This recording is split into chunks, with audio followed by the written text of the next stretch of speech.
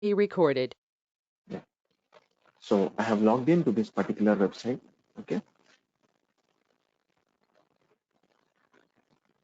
So login is happening. So in general, a manual tester is more interested in knowing in verifying the functionality. Like, for example, if the user is able to log in successfully or not, or, if the user is able to navigate to the home page successfully or not, like that.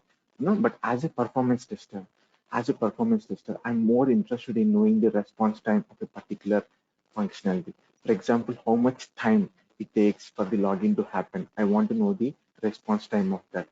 That is where the performance tester is more interested. Okay, so for that, I cannot calculate manually. I cannot manually calculate the response time of a particular request.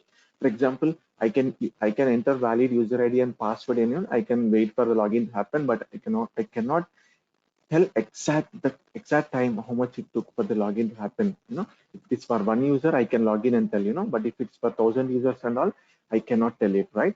So that's the reason we need a tool, which will generate a script and which will generate a script and capture the response times for us and capture the response time for us. Okay, so here comes a tool, which is called as Vugen.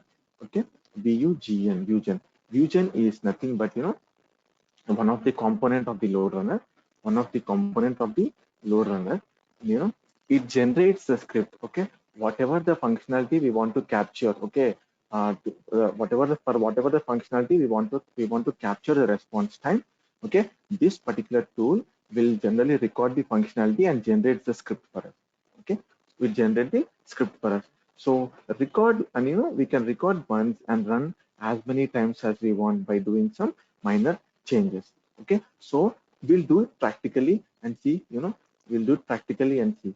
Okay, and quickly launch Vugen. Okay, this is one of the component of load runner. Okay, using this we can generate scripts. Okay, using this we can generate scripts. Okay, click on file. Okay, click on new. Okay, give some type name, give some name for the script. Okay, let's say, okay, I give today. The script name will be today. Okay, I'll click on create. Okay, I'll click on create. So this home page appears. Okay, don't so there will be so many options displayed here, but we'll be discussing in detail about these actions, these actions in our actual classes. But for time being, just understand that all the scripts, all the functionality that will be recorded will be stored in this particular action, will be stored in this particular action. Okay, now suppose, for example, I want to capture the time taken for the login to happen. Okay. For example, I want to capture the time taken for the login to happen. So there should be some start transaction and there should be some end transaction. So between these two, I can capture I can execute the functionality and I can capture the time. Okay. For example, so I'll quickly record this script. Okay. I'll quickly record this script. Okay. So this is the action that is getting where the code will be generated, and this is a browser that I'll be using, and this is the URL. Okay, this is the application that I'll be launching. So then I'll click on start recording. This is only for demo purpose, like I want to calculate how much time it is taking for login. Okay, so it is events are getting recorded. As soon as I clicked on start recording, there is a mobile window which has popped up. There is a mobile window which has popped up, and you can see the recording events in parentheses. Within the parentheses, we have some number called 69. Okay, it means the number keeps on increasing as and when we start recording. When we record, the number keeps on increasing. If the number keeps on increasing, it means this particular Vugen tool is successfully able to record the requests or events, okay, or successfully record the functionality. Okay, now what is my target? I want to capture the login time, how much time it took for login. Okay, generally it takes for the login. So there should be some start transaction. Okay, okay, now the name which I'm giving is application underscore login. Okay, start, this is start transaction over here. Okay, give a name for it, application underscore login. Okay, because I want to capture the time for login, right? So that's why I'm starting the transaction for login, and I'm given the name as application underscore login. and then clicked on OK. Okay, no. Enter valid user ID and password to login. Okay, enter valid user ID and password to login. Okay, click on submit. And I have given user ID and password, and I'm clicking on submit. As soon as I click on submit, the recording events will keep on increasing. Okay, the recording events keep on increasing because it successfully recorded the login functionality. Okay, and it will generate the script for us after we stop the transaction. We stop the recording. Okay, now we are on the home page, login successfully. The application logged in successfully. Now I will end this transaction. Whatever the transaction I started just now. Okay, I will end this transaction because I want to capture the transaction time for the login only. So I'll end this transaction here. Okay, now I will stop the recording itself. Okay, I'll stop the recording. Okay, I clicked on stop the script. Okay, I clicked on stop the script. Okay, okay, no, if you observe, okay, the entire script is recorded, generated by Vusion, and it is recorded within the action over here. Okay, now we will quickly execute this script and see what is the transaction time, what is the response time for the login. Okay, what is the response time for the login. Okay, I've just started the execution.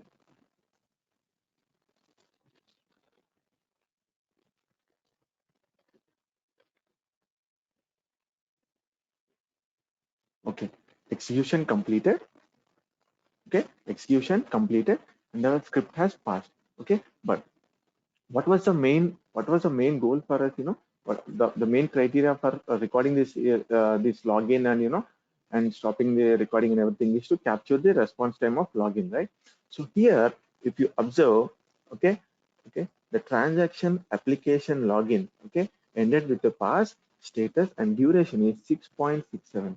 So it took 6.67 seconds for the login to happen. Okay, it took 6.67 seconds to log in. Here also you can observe the same. Okay, application. This is also the transaction name. The same transaction name. It is located here as well. Application underscore login, and it took some 6.68 seconds. Okay, so you might get a question.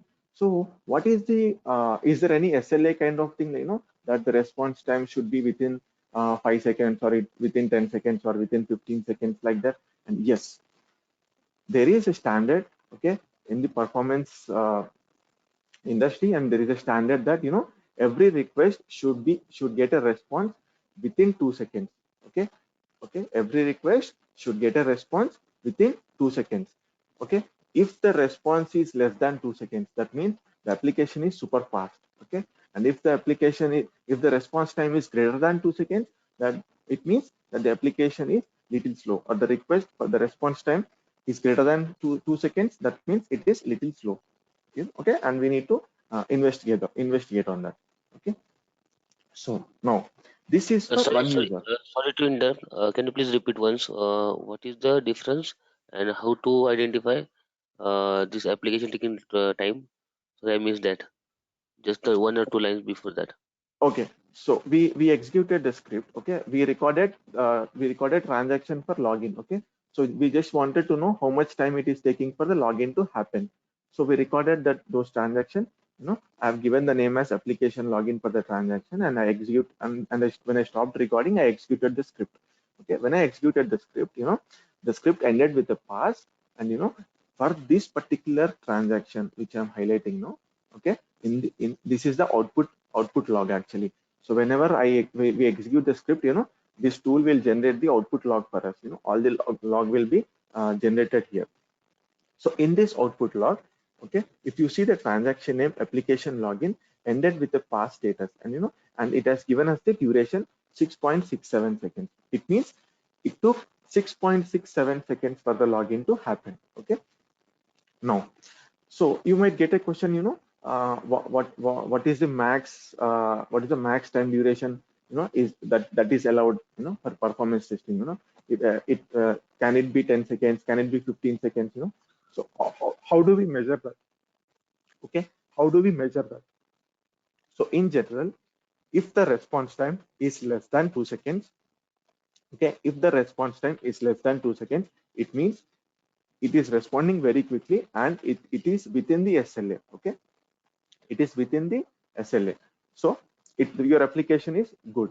Okay, and if it is taking more than 2 seconds, your application will be little slow. It means it is little slow to respond. Okay, that's how we measure whether application is good, or application needs some improvement or like that. Okay, it all depends on the response time. Okay, but this is for one user. Okay, I calculated the response time for one user. Yeah, sorry to interrupt you. So, for example, if client request was 5 seconds, for example, if client says in a document, my application can log in, decision can be 5 seconds. In that Okay, case, also we still go with the 2 seconds less and 2 seconds greater. no, in that case, it will be 5 seconds, but as industry standard is generally 2 seconds. But in some cases, depending on the framework, depending on the technologies they develop, or depending on some restrictions at the developers and or at the infrastructure end, performance tester will all performance testing will depend on the infrastructure as well. How good the infrastructure is. So depending on some restrictions at their end, sometimes they will extend it to 5 seconds. So if they are okay with 5 seconds, then we are good with 5 seconds as well, not an issue. If there is no such SLA mentioned, by default it will be 2 seconds. Okay, I have one more question. For example, the same example I'm going to take, Mercury. The duration is 6.6798 seconds. So as per the SLA, it is 5 seconds. Now it has increased by 1.6 second, right? So will this test case will be passed or failed? No, it's not like pass or fail, but when we execute the test, we will highlight all these observations. Okay, we'll highlight all these observations and we'll tell the developer and the application team that, okay, this particular transaction has taken this much time. Okay, and we will give our logs and we will give our analysis as well. So based on that, they will fix accordingly. They will they might tune that query, or they might increase the infrastructure or something, depending on the issue. Okay, depending on the issue. So it's we have to give our observations to the development and the entire stakeholders. Okay, this is what is expected and this is what is happening. So based on that, they can take a call. If still they are okay for 6 seconds, okay, then it's okay. But from performance perspective, we have to give our observations. We should not leave any single point. Okay, got it. Thank you, sir. Yeah. Okay. So, but Sir, whatever. sorry to interrupt. Yeah. One thing, it is written duration, and near that something written wasted time. What is that? Wait, sir, exactly. Duration and wasted time. Huh? Yeah, yeah. So wasted time is something like, this Vusion, which it takes for, recording the transactions, the time taken by Vusion to calculate the start recording, the start transaction, end transaction, whatever I have given, right? So, and that filtration and everything, it will eliminate. Okay. So that part it will consider as, wasted time. So it should exactly capture the time taken between start transaction and end transaction, right? So when it hits the start transaction, when it hits the end transaction, that minor time, it will eliminate as a wasted time. So in between whatever is happening, it will capture as the duration. So that that minor, that milliseconds which it will capture, it is considered as wasted time. It will not consider it as actual duration. So in the duration time, it May- is not calculated, right? No, duration time is not included in this. Wasted time is not included in this duration time. Okay. So whatever Means I'm unable to understand that one. Means whenever you are going to provide your start transaction and end transaction, means it is going to what exactly taking that wasted time. yeah, for example, I'll quickly go to the script, which, and so this is the start transaction, whatever I have given. Okay, line number 33. If you see, this is the start transaction. Okay, and this is the end transaction. Okay, so as soon as the control comes to line number 34, line number 34, it actually captures that the time. So it hits the request. So this request will be going to server, and the response will be coming back. Okay. So the response time is nothing but the round trip of the request. We can say the round trip of the request. So this particular request, it goes to the server and the response will come back, right? So what the complete time, whatever it is there, it is known as response time. So while going, it will start the request, right? And while coming back, while calculating, it will take some time. While calculating, it will take some, right? To calculate, it will take some time. That time it is considering it as wasted time. For it is Vusion's internal. It is not specific to our transaction. It is this tool's internal capability. While calculating the response time, it is wasting some time. For that calculation. So it has to calculate, right? So it will take some time for calculation, right? So that time it can be considered as wasted time. It will not include in our response time. It is not related to the transaction. It is completely related to the tool. So while capturing the response time, while calculating so it is in seconds, right? 6.6798 some seconds. So those seconds, while calculating, it is wasting some time, right? So that wasted time it is mentioning here. So it is not at all related to our duration. Okay, we can ignore this actually. Sir, when we report to the stakeholder, will be reporting the waste time to them as well, or it's no? No, we will not mention the wasted time, because it has nothing to do with it has nothing to do with response times, right? It is not included in the response time. Okay. So it is only related with the tool, while for calculation purposes. It needs some time to calculate, right? It needs some time to process the request and get the response time, right? So backend it has to do some work, right? So that time it is taking it as wasted time. But for us, actual time, how much time it took for getting the response, that is the duration that is important for us. Okay. So hope you understood the answer, right? Yeah, up to some extent it is getting clear. No, thank you. Okay. Thank you, sir. Clear. Oh, yeah. We'll move on. Okay. So whatever the execution I have done, that is for one user. Okay. So likewise, we have to perform for many users. Let's assume the 500 users, 1000 users, and 1500 users, like that. So now we understood, why performance testing. So generally, performance testing is performed to evaluate application performance under some load. Okay, there should be some load.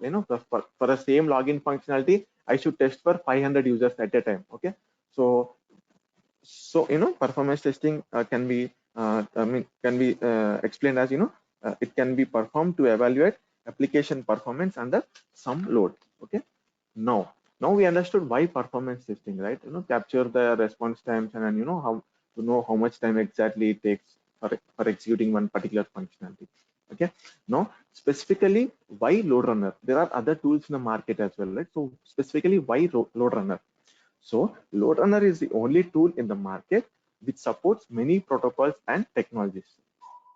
Okay, and there is no tool in the market which is bundled with these many protocols and like an example, I can give examples of Java, .NET, Oracle, web, SAP, Citrix, web services. There are so many protocols that this load runner will support. Okay, and it has more market share when compared to other tools. Okay, so now now we understood why performance testing and why load runner. Yeah. Sir, a curious question. So how many protocols we going to learn in this particular training session? We will be mostly concentrating on the web protocol, because generally most of the applications will support web protocol. Okay, web HTTP, HTTPS, or that protocol. So we will be working on that protocol for to understand or how the load runner works. To get the complete knowledge of the load runner tool, we will be using the web protocol here. Yeah, thank you, sir. Okay, so now we understood why performance testing and why load runner tool. So we'll quickly we'll quickly go through, the architecture of the load runner tool on a high level. Okay, so we will derive the architecture out of some questions now. Okay, we'll derive the architecture out of some questions now. I got something. Just a second.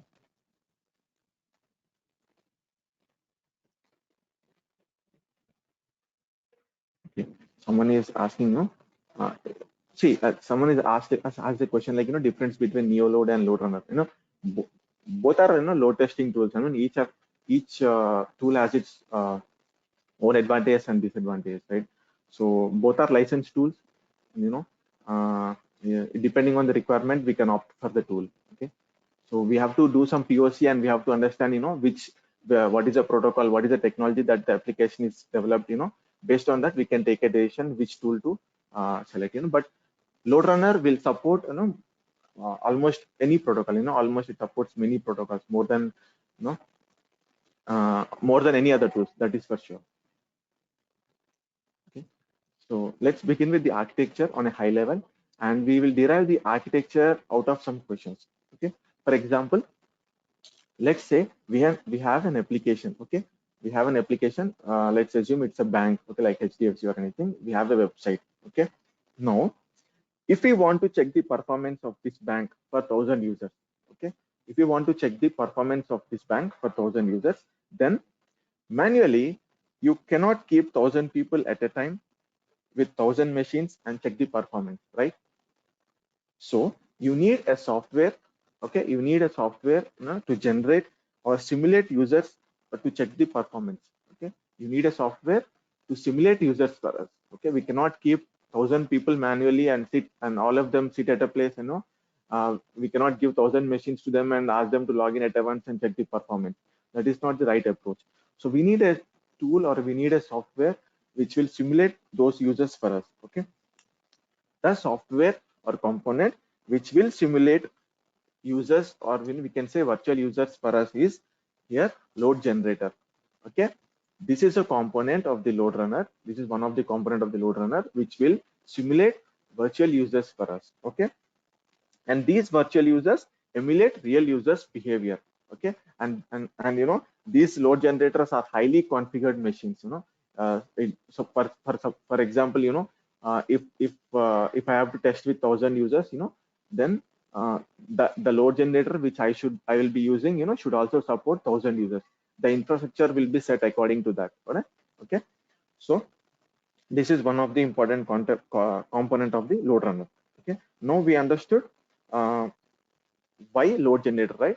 This tool will simulate virtual users for us, and they will emulate, these virtual users will emulate real users behavior. Okay, now we have virtual users now. Okay, now in real scenario, all these 1,000 users for any bank, for a bank, will not be using home page, right? For example, there are 1,000 users and all the 1,000 users will not be navigating to home page at a time, right?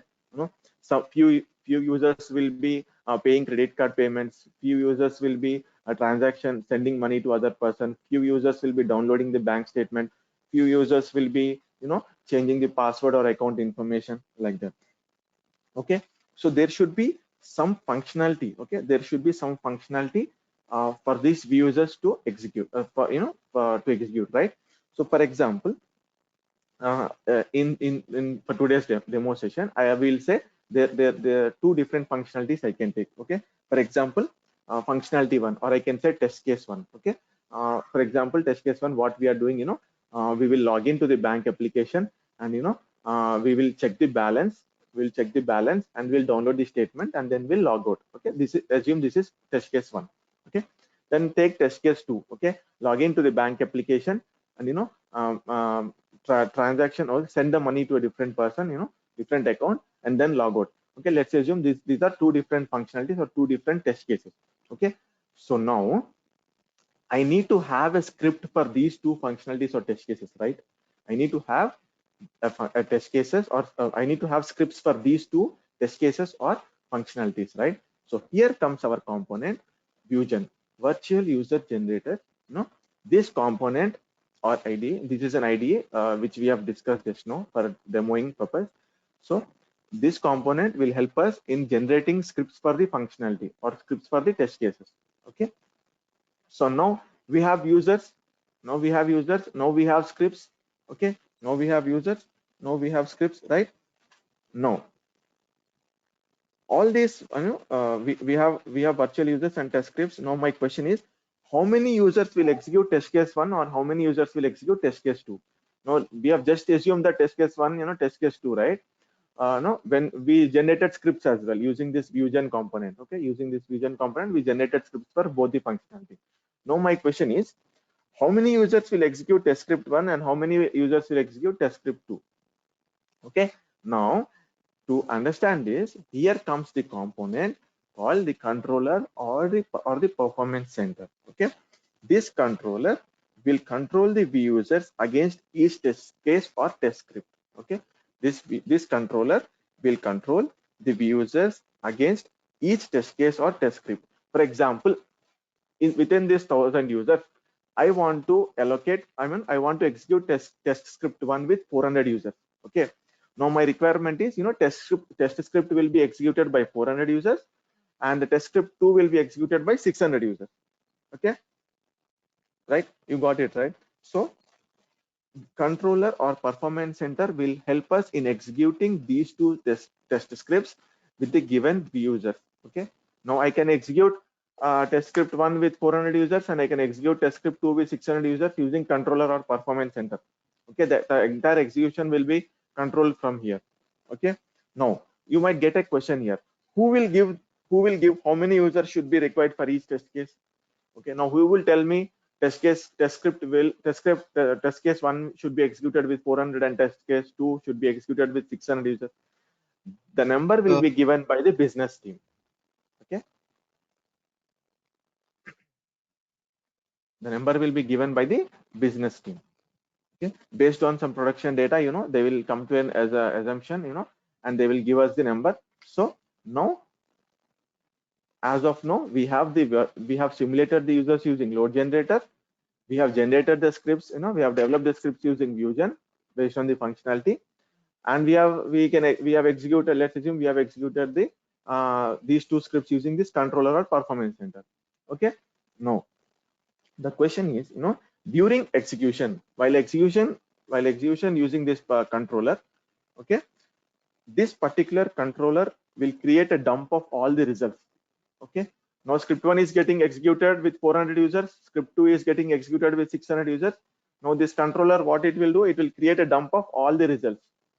Okay, now here comes another component, analysis. Okay, here comes another component, analysis. This particular component, analysis, will capture all the results, and generate some graph. So whatever this controller, while execution, it is dumping all the results, right? So this analysis component, this analysis component will capture all those results, and it generates some graphs for us. Okay, for our viewing purpose, it generates some graphs for us. Okay, these graphs helps us in understanding how the execution happened. Okay, so on a high level, this analysis component also provides information about various metrics, like what are the different transaction response times, how many numbers executed for each script, and all. There are different metrics which this particular analysis component will provide us. So on a high level, these are the important components with respect to the load runner architecture. Okay, I'll quickly tell about this. Load generator will generate users or simulate users for us. This Vusion component will help us in generating the scripts, okay, for each functionality, and this controller will help us in executing those scripts for the given number of users, and this analysis component will help us in understanding the results, okay, with the help of some graphs. It will provide us some graphs, then we'll be able to analyze those graphs, and by after analyzing, we can submit our report to all the stakeholders, including the application team, developers, and the business analysts, and everyone. Okay, so this is the architecture on a high level. Any questions with respect to this architecture or any concept which we have discussed today? Sir, I just wanted to check my understanding. So